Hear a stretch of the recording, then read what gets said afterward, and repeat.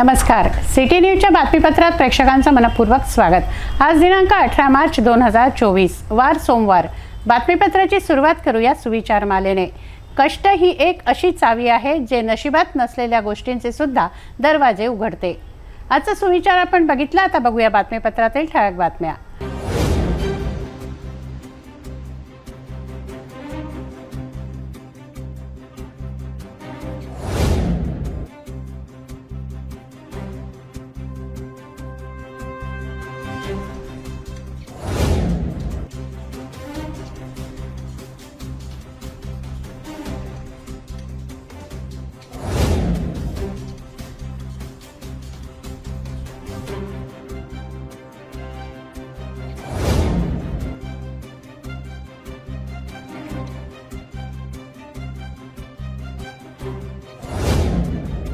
आपण ठळक बातम्या बघितल्या, आता घेऊया छोटासा ब्रेक।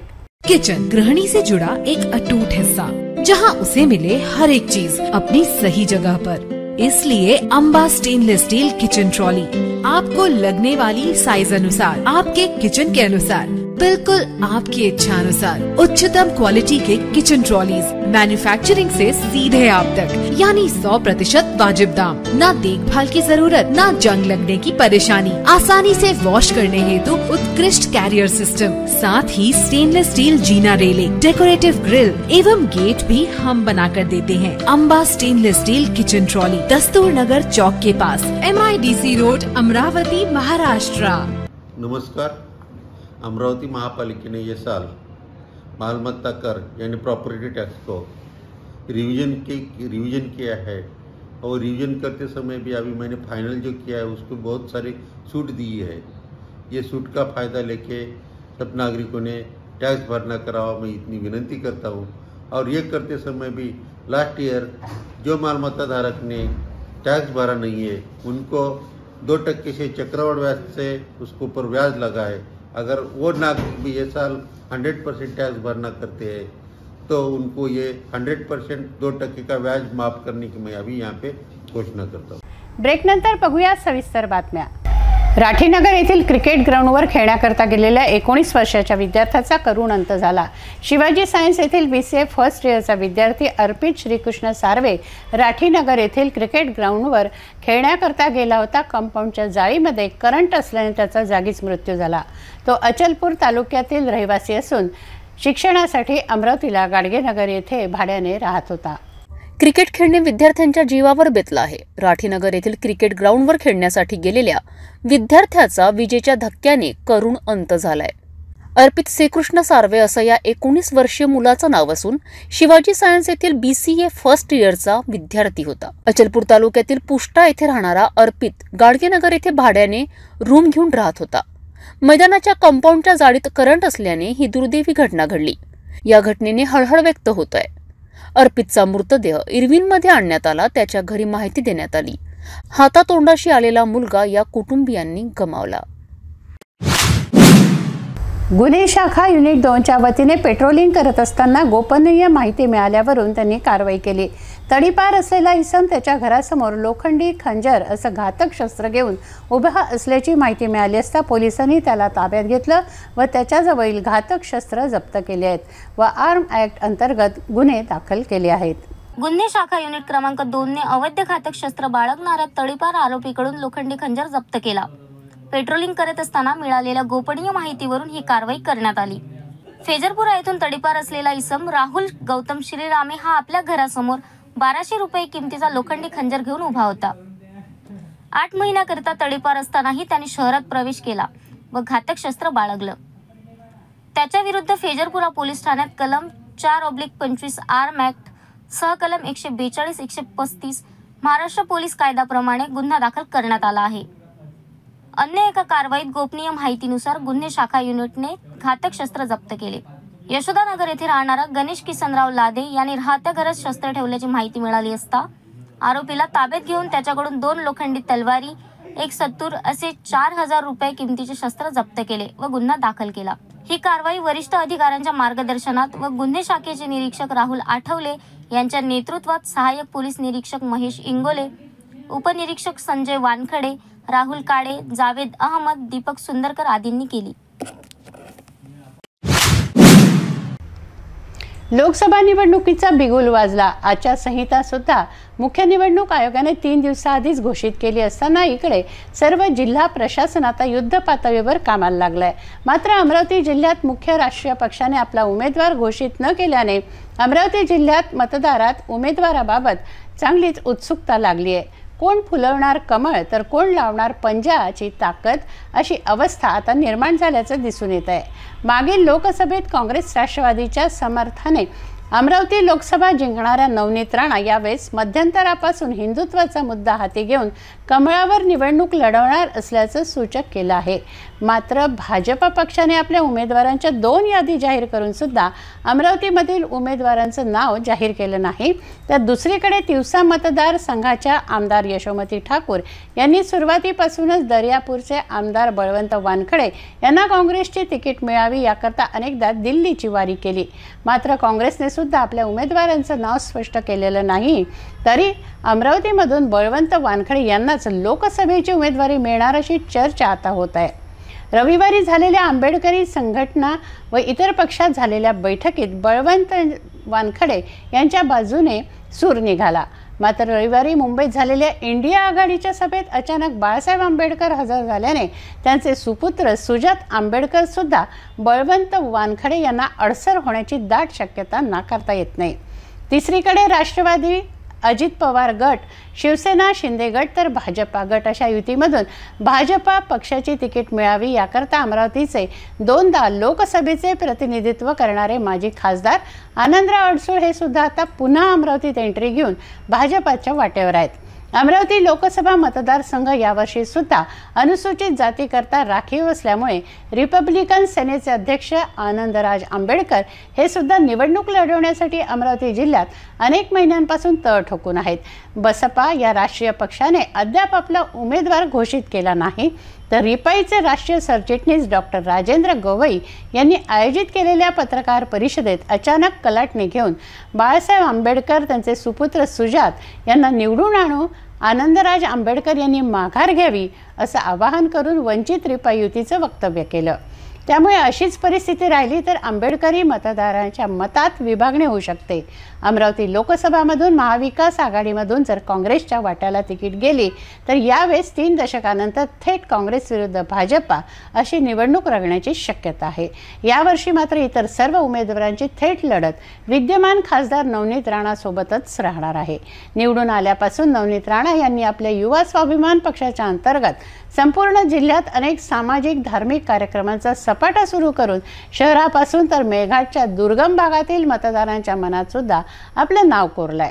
आचारसंहिता लागण्याआधीच त्यांनी हळदी कुंकू कार्यक्रमाच्या माध्यमातून सर्व जिल्ह्याचा दौरा पूर्ण केला आहे।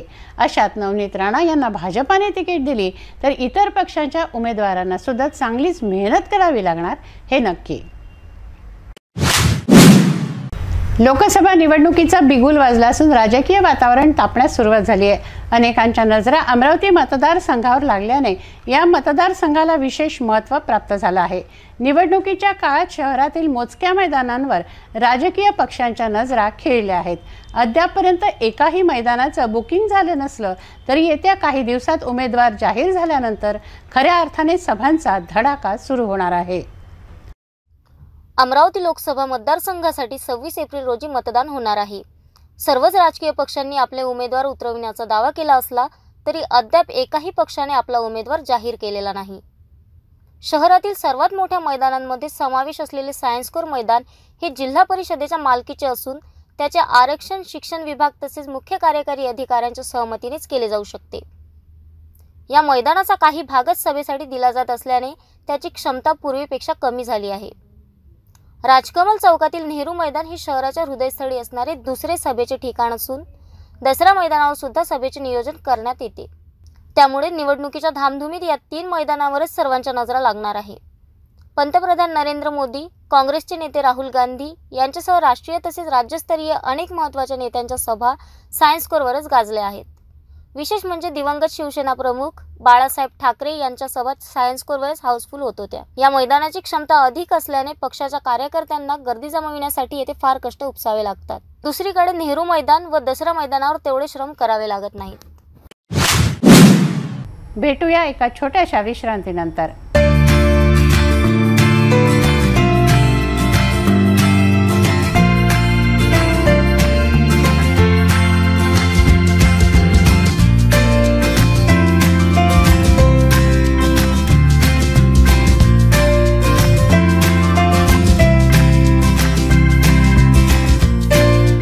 संपूर्ण लग्न बसता आराधना जवाहर रोड अमरावती।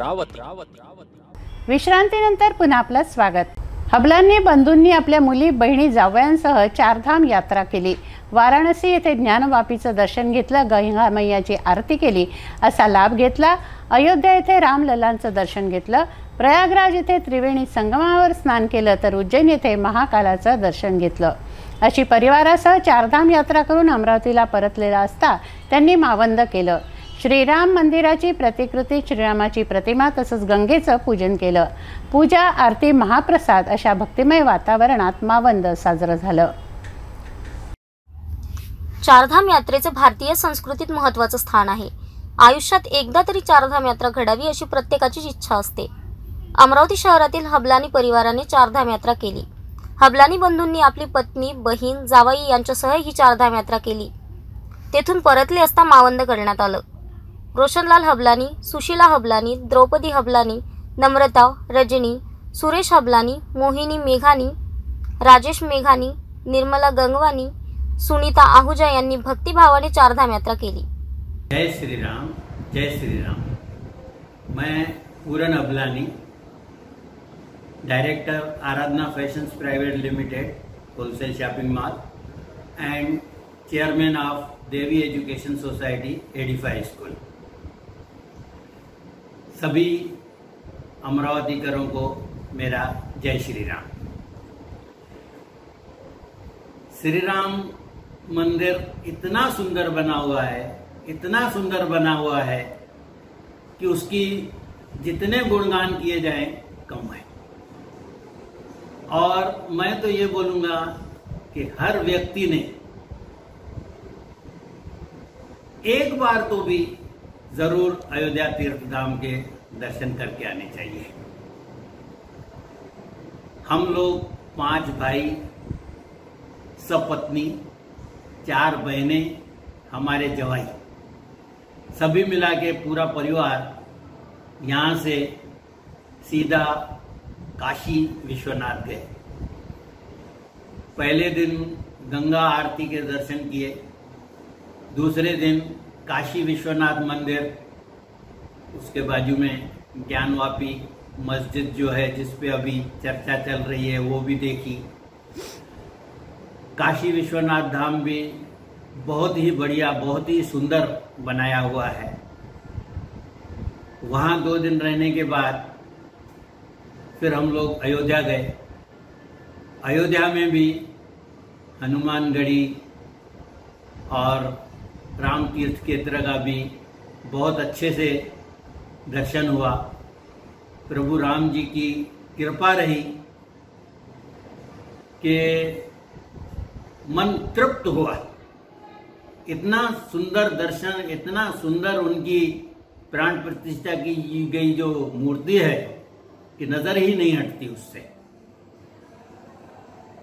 वहाँ सरयू नदी वगैरह के सब बहुत ही सुंदर बनाया हुआ है, उसकी साफ सफाई हर चीज देखने लायक है। उसके बाद वहाँ से हम लोग प्रयागराज संगम गए। संगम में त्रिवेणी संगम है जहाँ गंगा, जमुना और सरस्वती नदी का संगम होता है, वहाँ स्नान किया। फिर दूसरे दिन हम लोग वहाँ से महाकाल उज्जैन आए। उज्जैन में महाकाल और भैरव जी का भी दर्शन किया। बहुत ही सुंदर सफर रहा, कहीं कोई अड़चन नहीं। इस समय ट्रेवलिंग और इस पे जो गवर्नमेंट ध्यान दे रही है वो भी एक बहुत सराहनीय है। प्रभु राम जी की कृपा से हम यहाँ से गए और सब कुशल, सब परिवार बहुत अच्छे से दर्शन करके आए हैं। और सभी से यही गुजारिश है कि वैसे तो मैं ये बोलूं कि हर साल में एक बार अपने जन्मदिन या शादी की सालगिरह पे प्रभु राम दरबार में हाजिरी लगा कर आए, पर फिर भी जब जब मन करे, नहीं तो भी जीवन में एक बार तो भी राम क्षेत्र, तीर्थ क्षेत्र जरूर देख कर आए। धन्यवाद। मैं लक्ष्मण हबलानी पिछले दिनों अपने वरिष्ठों के साथ पूरे परिवार संग 4 जगहों की यात्रा पर निकले। यहाँ से वाराणसी ज्ञानवापी मंदिर के दर्शन करके गंगा घाट, गंगा आरती का उद्गम वो देख के आगे का प्रवास हमारा श्री राम प्रभु के चरणों में अयोध्या में हुआ। अयोध्या में अपने परिवार संग वो दर्शन करना, उसका शब्दों में वर्णन करना बहुत ही मुश्किल है। इतनी आनंद, इतनी ऐसी अनुभूति हुई कि मैं कह नहीं सकता। वहाँ से फिर प्रयागराज त्रिवेणी संगम से महाकाल की नगरी उज्जैन से महाकाल जी का आशीर्वाद लेके सकुशल यहाँ पधारे। प्रभु की बड़ी कृपा रही कि ये पूरी यात्रा एकदम सुखद और आनंदित रही। सभी को प्रणाम। अमरावतीत परतले असता एडिफाय स्कूल येथे मावंद केलं। मेरा नाम रोशनलाल अबलानी, मेरा कपड़े का व्यवसाय है आराधना के नाम से, और हम लोग अयोध्या गए थे। वहाँ पे रामलला के दर्शन करके आए। बहुत अच्छा सफ़र रहा हमारा। हम पूरा परिवार साथ में गए थे, हमारे भाई, हमारी बहनें, हमारे जवाई, और सब अच्छी तरह से घूम फिर के बहुत आनंद लेके आए। बहुत अच्छा लगा हमारे को। सुरेश हबलानी। जय श्री राम। अयोध्या यात्रा के करके आए हैं। इस उपलक्ष्य में जो महाप्रसाद रखा है, आशीर्वाद ले आए हैं। वो सबको आशीर्वाद मिल बांट के महाप्रसाद मिले, सबको आशीर्वाद मिले, ये भावना से महाप्रसाद रखा है। सबको आशीर्वाद रहे श्री राम भगवान की। जय श्री राम। जय श्री राम। यावेळी श्रीरामाच्या प्रतिमेचं व गंगेचं पूजन करण्यात आलं। आरती करण्यात आली। आर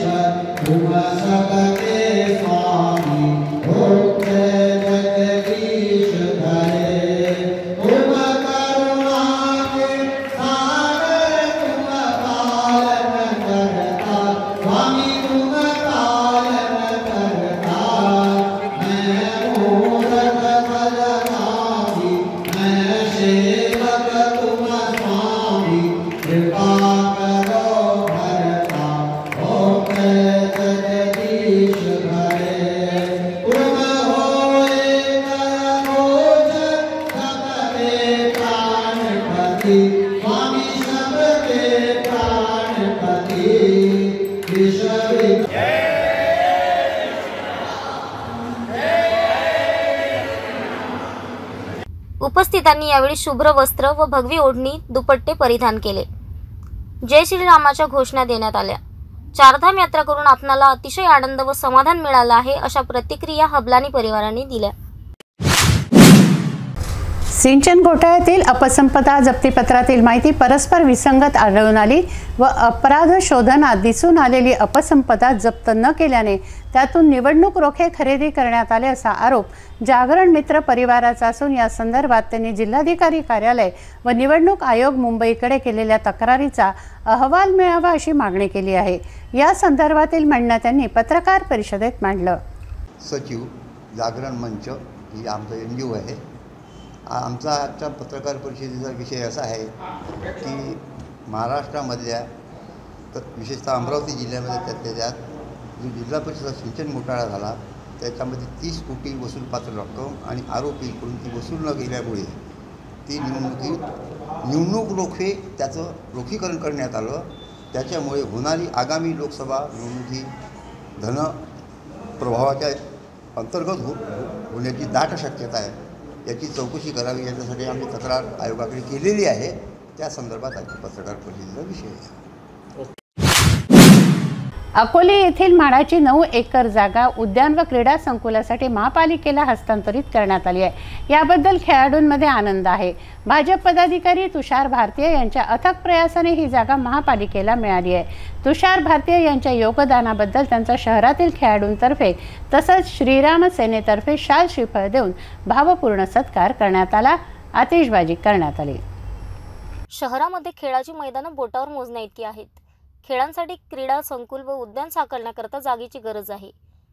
त्या दृष्टीने म्हाडाची जागा मिळावी यासाठी भाजप पदाधिकारी तुषार भारतीय यांनी प्रयत्न केले व त्यांच्या प्रयत्नांना यश आलं. म्हाडाची 9 एकर जागा अमरावती महापालिकेकडे हस्तांतरित करण्यात आली आहे. याबद्दल खेळाडूंचा आनंद गगनात मावेनासा झाला आहे. अकोले येथे तुषार भारतीय यांचा खेळाडूंच्या वतीने शाल व श्रीफळ देऊन सत्कार करण्यात आला. आतिषबाजी करून आनंद व्यक्त करण्यात आला. यावेळी विदर्भ केसरी प्राध्यापक संजय तिरतकर, माजी महापौर चेतन गावंडे, भाजप पदाधिकारी कौशल अग्रवाल, माजी नगरसेवक प्रणित सोनी, क्रीडा व युवक सेवा उपसंचालक विजय संतान यांच्यासह मान्यवर उपस्थित होते. तुषारजी भारतीय यांची जिद्द आणि चिकाटी मी स्वतः पाहिलेली आहे. कारण म्हाडाच्या मी 5-6 मिटिंगाला त्यांच्यासोबत होतो. म्हाडामध्ये किती पापड बेला लागते हे आम्हाला माहीत आहे. परंतु भावना म्हणजे हा विषय तर आहेच. याच्यासोबत वॉटर सप्लायचं जे म्हाडा कॉलनी आणि इतर ठिकाणी पाणी येते त्याच्यासाठी सुद्धा म्हणजे त्यावेळी 1.5 लाख रुपये भाऊनं सर्वे करण्यासाठी तरतूद करायला लावली ती म्हाडाला. कोणी करायला तयार नव्हतं. तसंच आमच्या इथे एक आचल याऊल नावाची मुलगी होती. ती गरिबीतून समोर जात होती आणि तिचा MBBSला नंबर लागला. तिच्याकडे म्हणजे ॲडमिशन घ्यायला ठीक आहे परंतु ते वर्ष कसं काढावं यासाठी सुद्धा त्यांच्या वडिलांची आम्ही माहिती घेतली आणि भाऊ पुढे आम्ही सांगितलं. भाऊनं ताबडतोब 1 लाख रुपयाचा निधी तिला उपलब्ध करून दिला. आज ती सेकंड इयरला आहे आणि सन्मानानं ती जगत आहे. तिला सांगितलं आहे आम्ही सर्वांनी की बा येणाऱ्या काळात तुला अशाच लोकांचं तुला काम करायचं आहे, त्यांची देखभाल करायची आहे. म्हणजे असे लोक असले पाहिजे समाजामध्ये. त्याचं ऋण आपण सगळ्यांनी फेडलं पाहिजे. या सत्कार समारंभाला उपस्थित असलेले आमचे बालपणीचे मित्र डेप्युटी डायरेक्टर स्पोर्ट्स संतान साहेब, माजी महापौर चेतनजी गावंडे, प्रणितजी सोनी, अग्रवालजी, बादलजी, सन्माननीय मंच आणि इथे उपस्थित सर्व नागरिक. बदलत्या शहराचा नवा अध्याय. एकदम तुषार भाऊचं काम हे बिलकुल हटके असते. चाहे कोणतेही काम असो आणि प्रत्येक क्षेत्रामध्ये त्यांचं काम आहे. सामाजिक क्षेत्रामध्ये, राजकीय क्षेत्रामध्ये तर आहेच. क्रीडा क्षेत्रामध्ये ज्यांनी ते अत्यंत चांगलं मोलाचं काम त्यांनी केलं. 9 एकर जागा या खेळासाठी. कारण की आजच्या धकाधकीच्या जीवनामध्ये स्वास्थ्य चांगलं राहिलं पाहिजे, कारण की आपल्याला माहित आहे सगळ्यांना की स्वास्थ्याचं किती महत्त्व कोरोनाच्या काळानंतर आपल्याला माहीत पडलं. आणि एवढी मोठी जागा स्वतःसाठी नाही, समाजासाठी मी त्यांचं अभिनंदन करतो. हनुमान व्यायाम प्रसारक मंडळाच्या वतीने त्यांचं अभिनंदन करतो, कुस्ती संघटनेच्या वतीने त्यांचं अभिनंदन करतो, कारण की त्यांनी या क्रीडा क्षेत्रामध्ये सुद्धा अत्यंत चांगलं काम केलं. राष्ट्रीय आणि आंतरराष्ट्रीय खेळाडू आर्चरीमध्ये तयार केले गुरुकुल व्यायामशाळेच्या वतीनं. म्हणून त्यांचं या प्रत्येक कार्यक्रम, चाहे अमृत मंथन असो की स्पोर्ट्सचा कार्यक्रम असो, कोणतंही आंदोलन असो, अत्यंत चांगलं त्यांचं काम आहे. मी त्यांना शुभेच्छा देतो, अभिनंदन करतो आणि माझ्या शब्दात जलजीवन मिशन अंतर्गत पाण्याच्या टाक्या ग्रामीण भागात बांधण्यात येत आहे, परंतु हे बांधकाम निकृष्ट होतंय की उत्कृष्ट याकडे कोणाचं लक्ष नाही. अमरावती जिल्ह्यातील भातकुली तालुक्यातील कुमागड चेचरवाडी गट ग्रामपंचायत अंतर्गत येत असलेल्या चेचरवाडी या गावात जलजीवन मिशन अंतर्गत नवीन पाण्याची टाके बांधण्यात येत आहे. या बांधकामात मुरमाऐवजी मातीचा वापर होत असल्याचा आरोप गावकऱ्यांनी केला आहे. गावकरी बांधकाम स्थळी धडकले व कंत्राटदाराला धारेवर धरलं. अमरावती जिल्ह्यातील भातकुली तालुक्यातील कुमागड चेचरवाडी गट ग्रामपंचायत अंतर्गत येत असलेल्या चेचरवाडी या गावात जलजीवन मिशन अंतर्गत नवीन पाण्याच्या टाकीचे बांधकाम सुरू असून या टाकीच्या बांधकामामध्ये खालच्या भागात मुरुमऐवजी माती वापर मोठ्या प्रमाणात करण्यात आल्याचं तेथील नागरिकांचं म्हणणं आहे. सदर बांधकाम निकृष्ट दर्जाच्या साहित्याचा वापर होत असल्याचा आरोप गावकऱ्यांनी केला आहे. संबंधित अधिकाऱ्यांनी या कामाची तातडीने पाहणी करून उत्कृष्ट दर्जाचे बांधकाम करण्यात यावे अशी मागणी यावेळी गावकऱ्यांनी केली आहे. मागील 2 महिन्यापासून या टाकीवरची बांधकाम चालू आहे, कारण जोत्यामध्ये यांनी मुरुम वापरलेला नाही, पिवळी माती वापरलेली आहे आणि जे कामावर काँक्रीटच्या पाणी मारायला पाहिजे ते पाणी मारलेले नाही आणि हे सर्व काम निष्कृष्ट दर्जाचे झाले असे मला वाटते. तसाच करून ठेवला देणं पाण्याचा, बाकी पाणी द्यायचा काही पत्ता नाही. आता पाहून घ्या, कोळलं जसं तसं काम चालू आहे.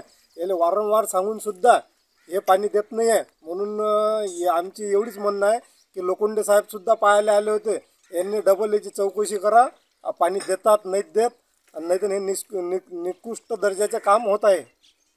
चेचरवाडी गावातील संतप्त नागरिक पाण्याच्या टाकीचे बांधकामावर धडकले व कंत्राटदाराला फोन करून चांगलेच धारेवर धरले. चेचरवाडी येथे महाराष्ट्र जीवन प्राधिकरणामार्फत उंच टाकीचे बांधकाम करण्यात येत आहे. सदर टाकीकरिता वापरण्यात येणारं साहित्य सिमेंट, लोखंड, वाळू आणि गिट्टी ही लॅबॉरेटरीमध्ये प्रयोगशाळेमध्ये तपासलेलं आहे आणि त्याचे अहवाल योग्य आहे. त्याचप्रमाणे इतरही साहित्य जे वापरण्यात येते त्याचे क्यूब वगैरे त्याचे सुद्धा रिपोर्ट्स आहेत आणि ते योग्य आहेत. त्यामुळे टाकीकरिता वापरण्यात येणारं साहित्य निकृष्ट असल्याचा प्रश्न उद्भवत नाही आणि टाकीवर क्युरिंग वगैरे जे आहे ते वेळोवेळी करण्यात येते. त्यावर विभागाचं लक्ष आहे, देखरेख आहे. त्याचप्रमाणे आम्ही PMC नेमली आहे, PMCचे अभियंतासुद्धा त्यावर देखरेख करत असतात. क्युरिंग आम्ही करत असतो, पाणी वेळोवेळी टाकतो. तिथे टँकर उपलब्ध आहे कंत्राटदारामार्फत. टँकरवर पंप बसवून क्युरिंग करण्यात येते. टाकीवर पाणी जे आहे कॉन्क्रीट केल्यानंतर ते करण्यात येत असते. मी अजय लोखंडे, उपविभागीय अभियंता, महाराष्ट्र जीवन प्राधिकरण, जल व्यवस्थापन विभाग, अमरावती. बांधकाम निकृष्ट दर्जाचं होत आहे तेव्हा त्यामुळे एखादी दुर्घटना घडल्यास कोणाची जबाबदारी? चांदूर बाजार तालुक्यात येत असलेल्या बेलोरा चौक ते भक्तिधाम रोडवर मोठ्या संख्येनं वाहनांची ये-जा असल्याने नागरिकांना पायी चालणं धोक्याचं झालं आहे. चांदूर बाजार ते अमरावती रस्त्यावर नव्याने झालेले सिमेंट रोड व डांबरीकरणाने गुळगुळीत झालेल्या रस्त्यांवर वाहनांची गती पाहता धडकी भरते. रस्त्यालगत असणाऱ्या ज्ञानोदय विद्या मंदिर, भक्तिधाम शाळा येथील विद्यार्थी येतात. तसंच दुकानदारांसह पायी जाणाऱ्या येणाऱ्यांच्या मनातही धास्ती असल्याचं चित्र भक्तिधाम येथे आहे. त्यामुळे येथे अपघातांची शक्यता बळावली आहे. तेव्हा येथे गतिरोधक बसवण्यात यावे अशी मागणी नागरिकांची आहे. मात्र या मागणीकडे हेतुपुरस्सर दुर्लक्ष करत असल्याचा आरोपही नागरिकांचा आहे. चांदूर बाजार तालुक्यातील बेलोरा चौक ते भक्तिधाम रोडवर मोठ्या संख्येने वाहनांची ये-जा असल्याने नागरिकांना, विद्यार्थ्यांना पायी चालणे धोक्याचे झाले आहे. चांदूर बाजार ते अमरावती रस्त्यावर नव्याने झालेले सिमेंट रोड व डांबरीकरणाने गुळगुळीत झालेल्या रस्त्यावर वाहनांची गती बघून रस्त्यालगत असणाऱ्या ज्ञानोदय विद्या मंदिर भक्तिधाम शाळेतील विद्यार्थी दुकानदारासह पायी जाणाऱ्या येणाऱ्यांच्या मनात वाहनांच्या वेगाने धास्ती बसली आहे. त्यामुळे येथे गतिरोधक बसविण्यात यावे अशी मागणी वारंवार भक्तिधाम येथील सचिव माधव राऊत व परिसरातील पालक यांनी बांधकाम विभागाला केली आहे. 8 दिवसांपूर्वी मनोहरराव विधाते व संदेश गावंडे मित्र परिवार रस्त्याने सायंकाळी पायी फिरत असताना भरधाव वेगाने जाणाऱ्या दुचाकीस्वाराने नागरिकांना उडवले. त्यामध्ये मनोहर विधाते यांना मोठ्या प्रमाणावर दुखापत होऊन त्यांना तात्काळ नागपूर येथील हॉस्पिटलला भरती करण्यात आले. एवढे मोठे अपघात होऊन सुद्धा सार्वजनिक बांधकाम विभाग जाणीवपूर्वक दुर्लक्ष करत असल्याचा आरोप नागरिकांचा आहे. ताबडतोब गतिरोधक लावावे अशी मागणी केली जात आहे. कोण म्हणतो आजच्या काळात माणुसकी नाही, तर हा बघा माणुसकीचा पुरावा. काही व्यक्तिमत्व असे असतात की ते दुसऱ्यांच्या सेवेत आनंद मानतात, माणुसकीच्या नात्यांना अडीअडचणी सोडून धीर देतात. अशाच वृद्ध व गरजू प्रवाशांची सेवा करून त्यांना धीर देणाऱ्या एका रेल्वे पोलिसाचं नाव आहे धीरज गावंडे. कोण आहेत हे धीरज गावंडे बघूया. अमरावती जिल्ह्यामध्ये असलेल्या दर्यापूर तालुक्यातील सांगडुती या छोट्या गावामध्ये शेतकरी कुटुंबातील श्री ज्ञानेश्वरराव शंकरराव गावंडे व सौ शारदा ज्ञानेश्वरराव गावंडे यांना 42 वर्षा अगोदर एका पुत्ररत्नाला जन्म दिला. या पुत्राचे नाव धीरज ठेवण्यात आले. प्राथमिक व माध्यमिक शिक्षण याच गावातील शाळेत झाले व या शालेय शिक्षणासोबतच आई शारदाबाई व वडील ज्ञानेश्वर यांचे या मुलास संस्काराचे शिक्षण सुरू झाले. एका वेळेस शालेय शिक्षण कमी झाले तरी चालेल, मात्र माणुसकीचे व आपल्या कर्तव्याचे शिक्षण कमी होता कामा नये याकडे विशेष लक्ष आई वडिला व तशाच प्रकारची शक्ती ताकीद मुलाला दिली. कर्म हाच आपला धर्म असल्याची शिकवण आई वडिलांनी बालवयातच दिल्यामुळे त्यांची प्रतिमा बालवयातच हृदयात कोरल्या गेली व त्या संस्काराच्या पायवाटेवरून पुढील वाटचालीस सुरुवात झाली. मोठा भाऊ अभिजित यालाही घरून संस्काराची व कर्माची शिकवण बालवयापासूनच मिळाल्यामुळे आई वडील व मोठा अभिजित नावाचा भाऊ अशा त्रिवेणी संगमातून निघालेल्या संस्काराचा व चांगल्या कर्माचा उपयोग धीरज यांनी आपले नोकरीचे कर्तृत्व पार पाडित असताना जनकल्याणाकरिता केला. BA पर्यंत शिक्षण पूर्ण झाल्यानंतर धीरज यांनी वडिलांना शेती कामात मदत व जनकल्याणाचे छोटे मोठे कार्य करण्यास सुरुवात केली. कसलेली मेहनत व आरोग्य संपदा चांगली असल्याने आपण पोलीस खात्याची नोकरी करावी व या माध्यमातून लोकांची चांगली सेवा करावी असा ध्यास मनातून केला व वयाच्या 27व्या वर्षी ते पोलीस खात्यात नोकरीला लागले. पोलीस खात्यातील वेगवेगळ्या विभागात त्यांनी काम केले व आपल्या एकनिष्ठ कामाची चुणूक दाखविली. त्यांनी नागपूर, बडनेरा व सद्यस्थितीत वर्धा येथील रेल्वे पोलीस विभागात आपले कर्तव्य पार पाडित आहे. आपले नोकरीचे कर्तव्य पार पाडित असताना लहानपणापासून ते वृद्धापर्यंतच्या प्रवाशांना कोणताही त्रास होणार नाही याची ते काळजी घेतात. वृद्धाला चालण्यास अडचण येत असल्यास ते वृद्धाला उचलून रेल्वेच्या योग्य डब्यात बसून देण्याची व्यवस्था करतात. या त्यांच्या कार्याची दखल रेल्वे प्रशासन सुद्धा घेत असते. या त्यांच्या चांगल्या कार्यामुळे धीरज गावंडे हे ज्या ठिकाणी कार्यरत असतात ते तेथील सामान्य प्रवाशांच्या मनातील ताईत झाले आहे. अंगणवाडीतून बालकांच्या विकासाची सुरुवात होते. बालकांना कशा प्रकारे हसत खेळत शिकवावं याबाबत अंगणवाडी सेविकांना प्रशिक्षण देण्यात आलं. राज्य शैक्षणिक संशोधन व प्रशिक्षण परिषद महाराष्ट्र पुणे यांच्या अंतर्गत भातकुली पंचायत समिती येथे 2 दिवसीय आनंदी बाल शिक्षण प्रशिक्षण शिबिराचं आयोजन करण्यात आलं. एकात्मिक बाल विकास सेवा योजना प्रकल्प भातकुली अंतर्गत आयोजित या प्रशिक्षणाचा मोठ्या संख्येनं अंगणवाडी सेविकांनी लाभ घेतला. बाल विकास प्रकल्प अधिकारी प्रतिभा मदनकर यांनी मार्गदर्शन केलं.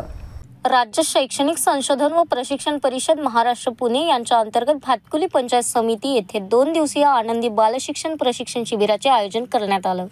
अंगणवाडीतून बालकांच्या विकासाची सुरुवात होते. बालकांना कशा प्रकारे हसत खेळत शिकवावं याबाबत अंगणवाडी सेविकांना प्रशिक्षण देण्यात आलं. एकात्मिक बाल विकास सेवा योजना प्रकल्प भातकुली अंतर्गत आयोजित या प्रशिक्षणाचा मोठ्या संख्येने अंगणवाडी सेविकांनी लाभ घेतला. बाल विकास प्रकल्प अधिकारी प्रतिभा मदनकर यांनी मार्गदर्शन केले. जाता जाता पुन्हा एकदा आजच्या ठळक बातम्या.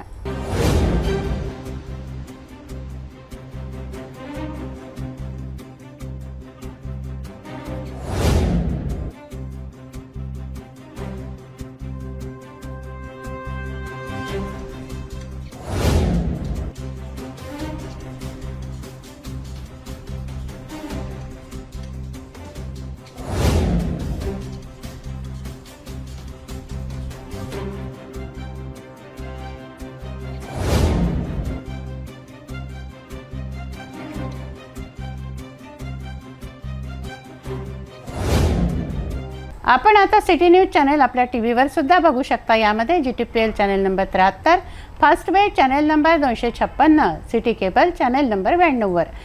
जर आपल्या टीव्हीवर सिटी न्यूज चॅनल दिसत नसेल तर आपण आपल्या केबल ऑपरेटरशी संपर्क करावा।